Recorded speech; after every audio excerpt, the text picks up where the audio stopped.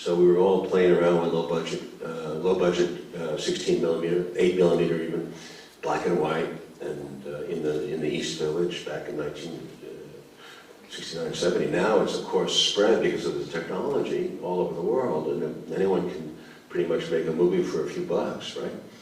Unfortunately, not everyone can get it distributed because you have to have some talent. Sometimes making a movie too easily is a bad thing. And I think some people just make a movie and they think that they can make a movie. I think it takes, as it does with the mind, it takes training, it takes discipline, tempering, you need experience. We made short films. I think the first 3 I made were horrible.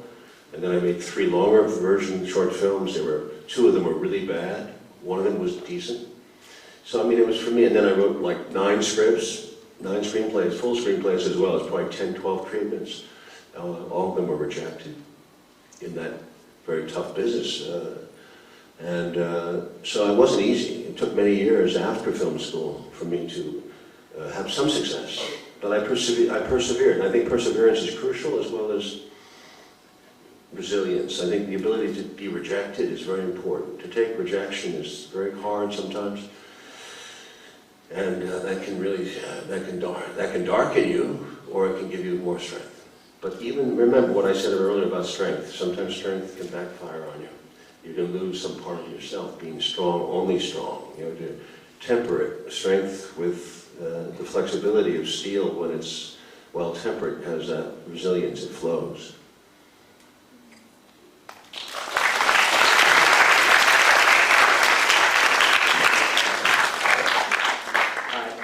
You say that struggle and conflict are necessary to achieve true peace. So based on that, do you feel that conflict and struggle are not only inevitable, but necessary? I don't think I wouldn't phrase it that way. I think it happens. It's not necessary implies choice. I don't think you can say to yourself, well, hey, my life is perfect. I'm living in this nice suburb. I don't have any struggle, therefore I'm going to go out and I'm going to go to the poorest neighborhood I can. I'm going to work with orphans and all the hard cases I can. I think that's a very noble gesture. But it rarely happens like that, does it? Because most of us are subsumed by our own struggle. And sometimes it's a minor struggle, but we don't see it that way. We see the world closing in on us, and we're in our own fog. So the fact that your mother won't let you go see your friend this weekend and wants you to stay at home to do your homework is a struggle. And it becomes a major struggle. So struggle is relative. It's all relative. And that's what you have to find for yourself.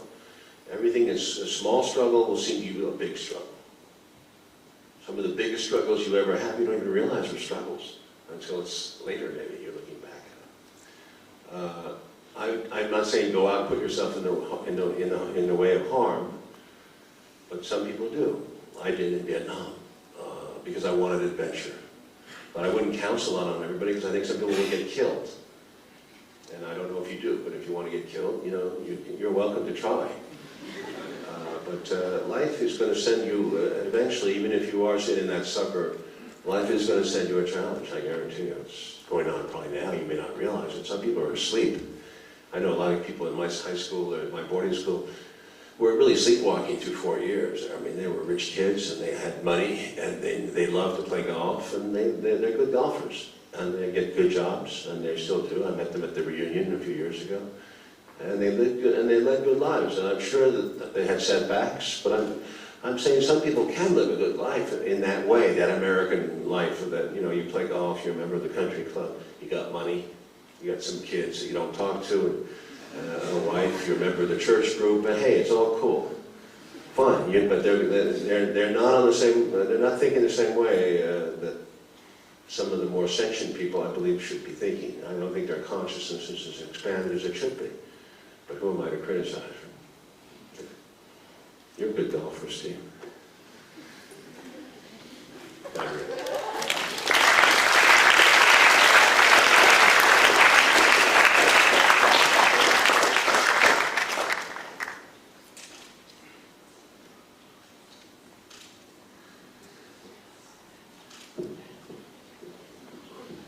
in your movies, you covered a variety of controversial topics.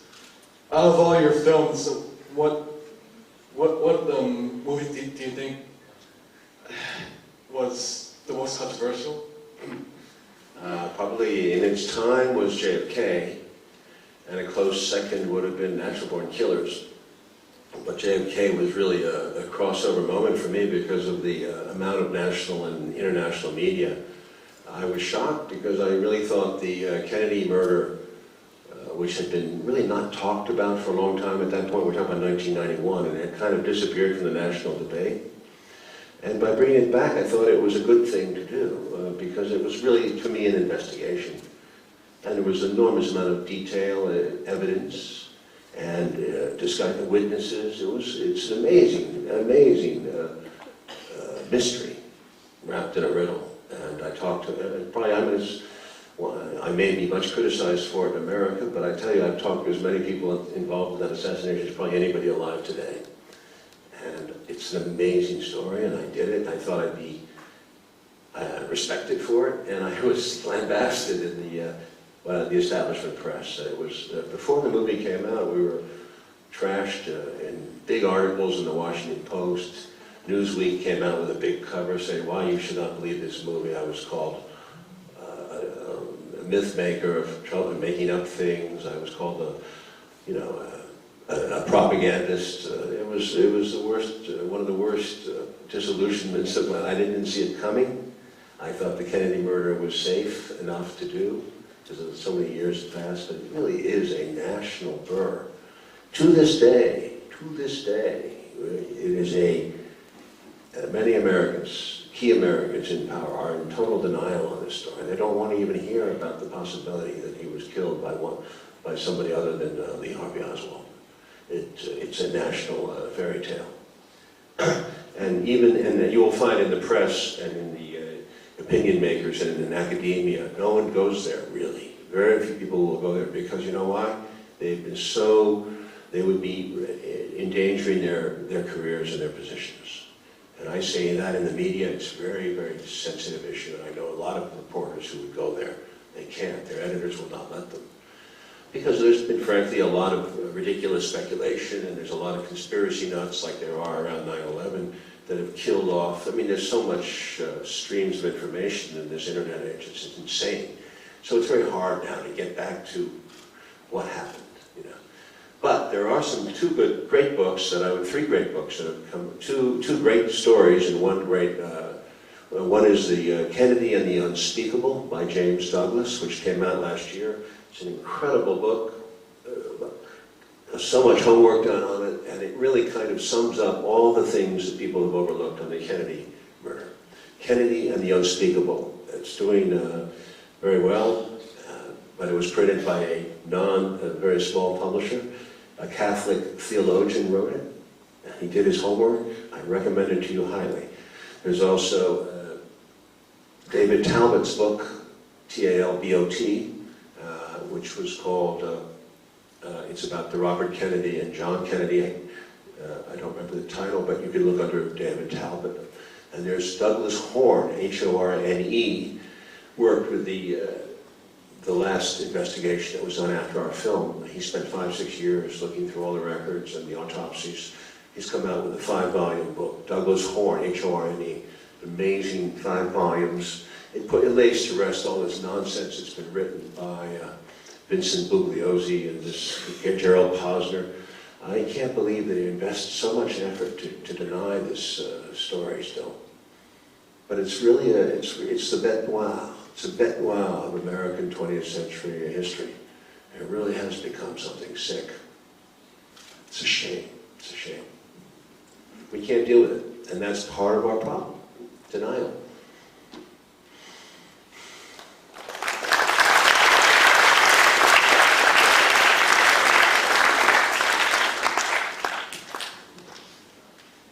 I was wondering, when you're directing films, how you create an authentic portrayal of past events. What you use, especially on controversial topics or something that can be questioned. How you create something that you feel is authentic. Well, it's hard to do. You know, movies are parallel realities. You don't quite do it quite, you know, you could do a docudrama and try to create exactly, but you're going to have actors, right? So once you have an actor, you're interpreting. Once you have clothes, your costumes are clothes, they're interpretations. You have a camera, you're shooting film. Film changes the quality of the experience. The lighting changes. So I mean, you have to understand that this is a conceit. I would call it a dramatic conceit. Some people don't get that. A lot of movie critics still don't understand that. But given that conceit, you are making a parallel. And I go out of my way to make it as authentic as possible. I try to know as much, research as much, try to talk to real people, try to get them in the movie if possible. It's tedious, but very exciting work. But it's very detailed, and you get the best people to work with you. You have, costumers and designers and cinematographers and actors who study their roles. You have to be. In most cases, I've done contemporary. With Alexander, I was dealing with 3,000 plus years ago, but we actually got about 5-10 classicists with us who really helped us a lot to try to get this as authentic as possible.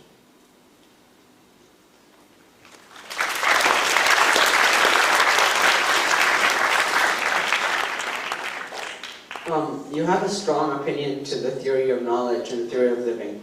How was this influenced and developed?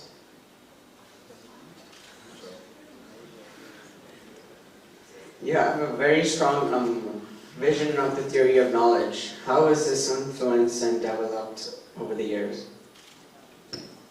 How is this what? How was it influenced and developed? And developed up? I don't quite understand. Can you elaborate on your question? Sure. So you have very strong opinions towards the theory of living. Were you ever influenced by someone, or were you ever, how did it happen? How did these strong feelings and visions come? Oh, first of all, you're influenced by hundreds of people and thousands of events. Everyone is an amalgam of so much experience, and I think that we all are specific. That's what makes us interesting, and why I think we all have this commerce amongst ourselves. It's because you come from wherever, Pakistan, is it? I'm sure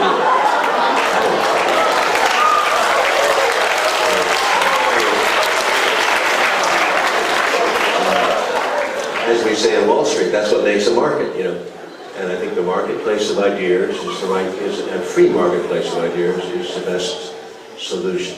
And I think the academic world is part of that free marketplace.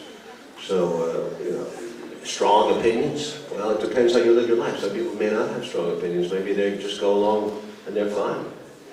I have strong feelings. Opinions are not such a great thing. I'd like to know. Opinions are wind. I hope I'm not making wind. I try hard to say things I know or feel that I know that are strong. But opinions are not necessarily a good thing, because I think opinions can destroy the political discourse and destroy the need for consensus. What we need to know is we have to deal with real things and with coming together and trying to forge a political consensus.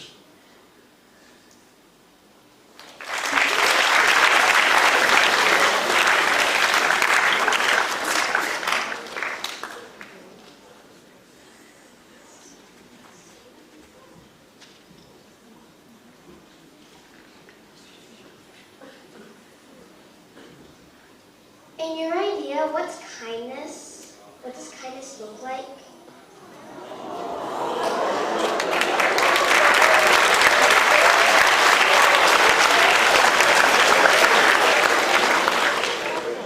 I'm getting grilled today.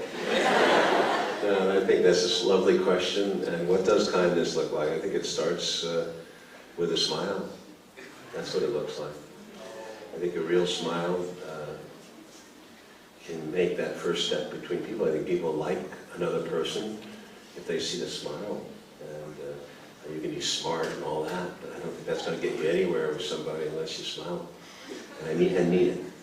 What do you think, Lately? You think that's accurate?